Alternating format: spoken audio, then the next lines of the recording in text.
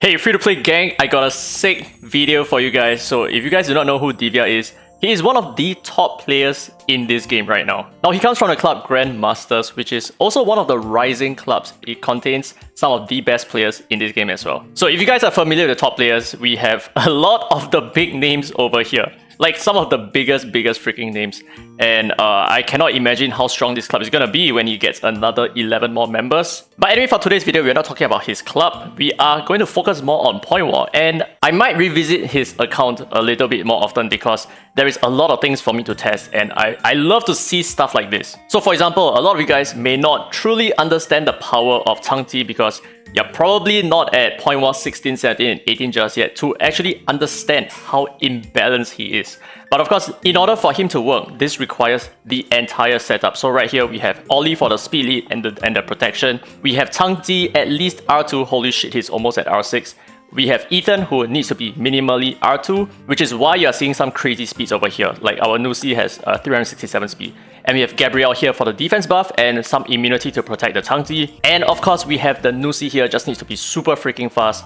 Take the first turn, reset the cooldowns of all the enemies' espers, and that's where, you know, the snowball just happened. So this is extremely crazy. We will always have the turn advantage, except against enemies with a speed lead and another R2 Ethan, which is not super common right now. I mean, it is very common in the upper echelons of Point War, but it's not like every single defense that you're gonna meet such a combination at least. So this team is by far, I think, the most broken setup in the game right now. So I've waited so long to showcase this, and yeah, huge shout out to Divya for letting me use your account. I'm super excited. I've already tested this a couple of times and my mind is blown. Okay, anyway, let's just go through all of his stats. He did not say that I cannot showcase his stats. So Ollie over here with the crit damage and accuracy, so that I guess he can land the defense breaks.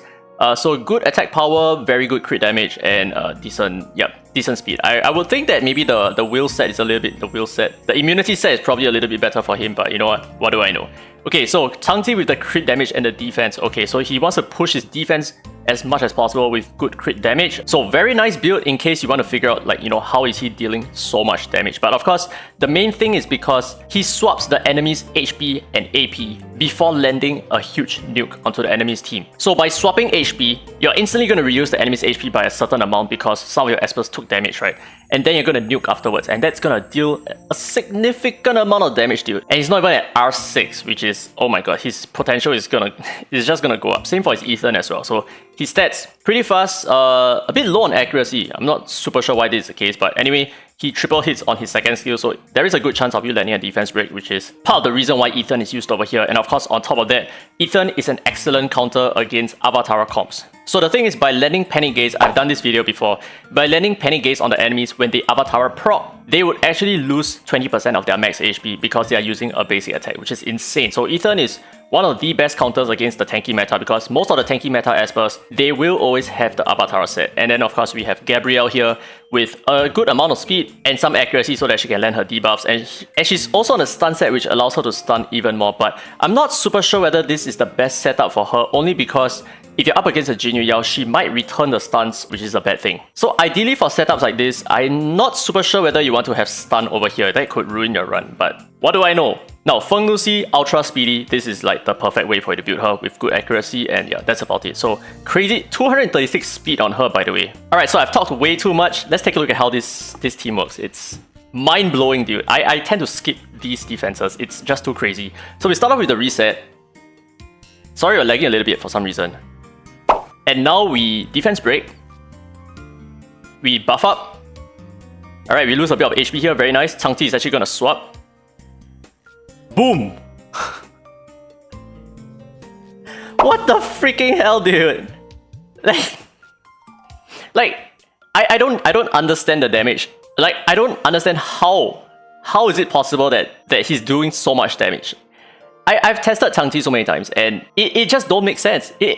How? I don't understand why the damage is so huge. We did a 240k nuke. Okay, so that was an extremely easy run. Let's fight something else. And we're actually going to try to fight as many things as possible. And I don't think I want to use his crystals to refill more entries because he's running a little bit low. But hey, you know what? Let's just test out as much as we can. So we're going to face off Sally comp, which is not exactly one of the meta Sally comps because she's not R6. So below R6, Sally kind of like, you know, a bit cringe. Okay, so we actually strip off all the immunity as well. Okay, nice. Defense break, very nice. Counter attack with okay, he didn't lose HP because he used his second skill to counter attack, which means the enemy's cooldown actually. Everett. Okay, Everett used his second skill to. Bro, I can't even think. Everett used his second skill to counter attack, which removes all the panic gaze, and that cooldown resets his entire team, right? So Everett is actually a really good counter against Ethan comps. But yeah, freaking, oh my god, broken, disgusting shit. Alright, next defense here. Okay, nice. We have an R6 Jinyu Yao here with just a straight up R6 team. Let's see whether can we hold up against such a team, right? So we get cooldown reset. Okay, so this is the problem with Gabrielle here. If she lands a stun, Jinyu Yao is going to push the stun onto someone. Never mind, she got cooldown reset. Okay, so there is the thing as well. So Nusi needs to cooldown reset the Jinyu Yao. If not, it can get a little bit problematic. Okay, so we did 200,000. We swapped the HP with Nusi. That's why Nusi has like full HP right now. Insane. But there is obviously a way to further improve on this setup, which is to make sure that your turn orders are a little bit in check. Because it's very important that after Changji nukes, your Nusi has to reset. Wow, this is just insane. Your Nusi has to reset the Changji's third skill so that he's able to re-nuke again. Because there are times where your first nuke is not going to wipe everything. I've seen some defenses who run the perfect setup. And how that works is after the Changji nukes, the Nusi takes the next turn, resets the cooldown on Changji, and Changji gets his AP pushed. And because of that, he is going to re-nuke again. Like, it's so crazy, dude. The potential of this team is limitless.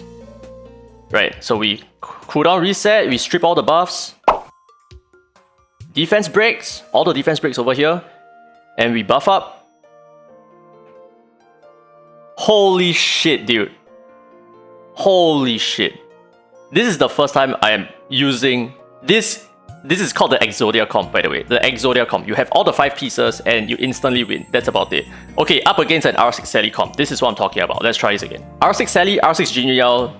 This, and a Cecilia as well. So this is potentially one of the worst comps that we can face.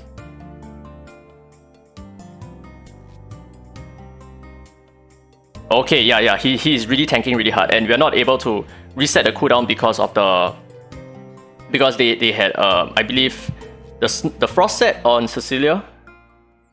So this is one of the tougher fights. This is everything against us right now.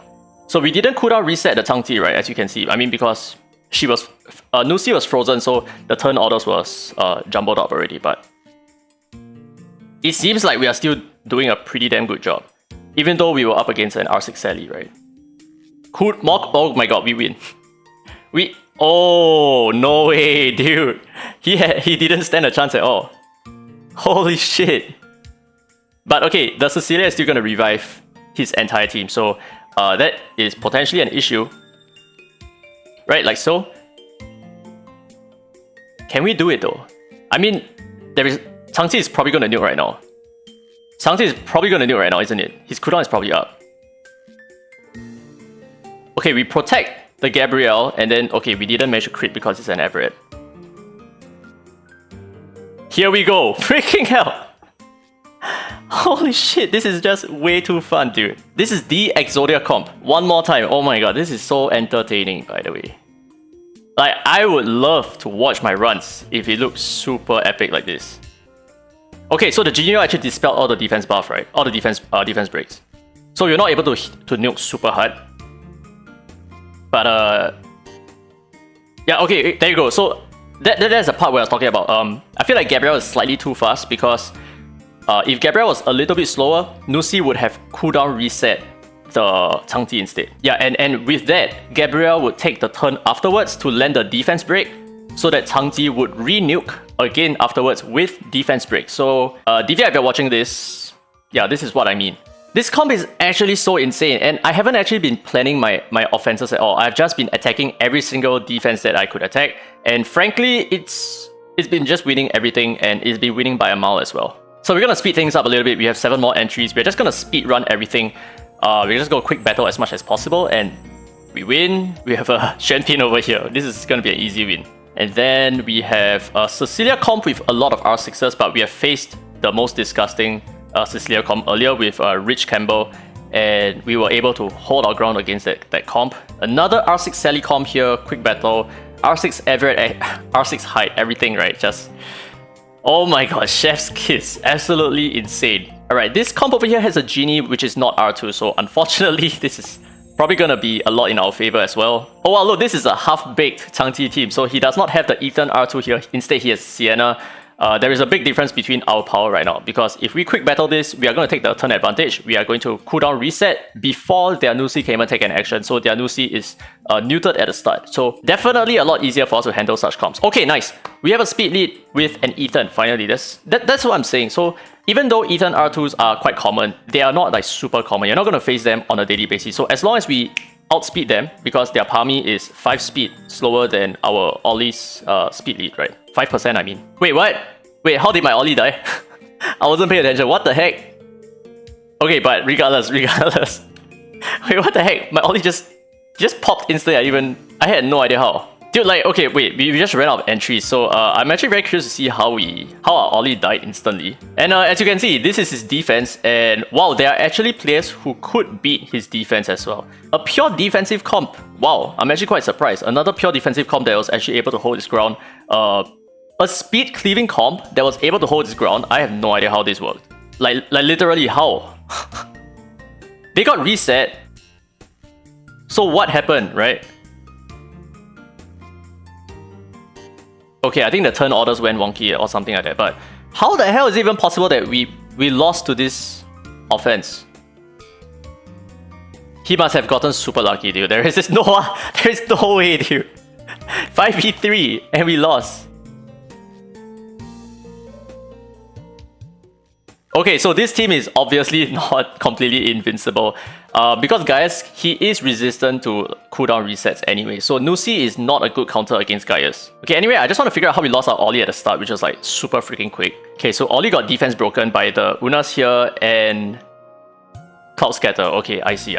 Okay, I do feel like his Ollie is slightly a little bit too weak. I feel like tanky Ollies are a little bit stronger in general, but this is obviously just my opinion. So the reason why tanky Ollies are really good is because his third skill is still going to do pretty good damage even if his attack power is really low, because his damage is going to scale according to enemy's max HP anyway. Plus, in this setup, Ollie is not the main DPS. He's just a protector with a speed lead with some little bit of extra DPS with a defense break at the same time. So in general, right, just in general, for most comps running Ollie anyway, since he is just a support DPS, I do feel like running him tanky is probably going to be the way to go. But yeah, anyway, thank you so much to Divya for letting me use your comp. This is freaking insane, dude. This is like the easiest hack to knock out as well. Like, you see that he's the top 10 in knockout just based on the frame that he has. But holy shit, good stuff. Changji R2, Ethan R2, this is the Exodia comp. Hope you guys enjoyed today's content. If you did, don't forget to thumbs up. It really helps the channel, and subscribe for more Dislyte content. Now with that said, it has been Derek Free to Play, and as always, I will see you in the next video.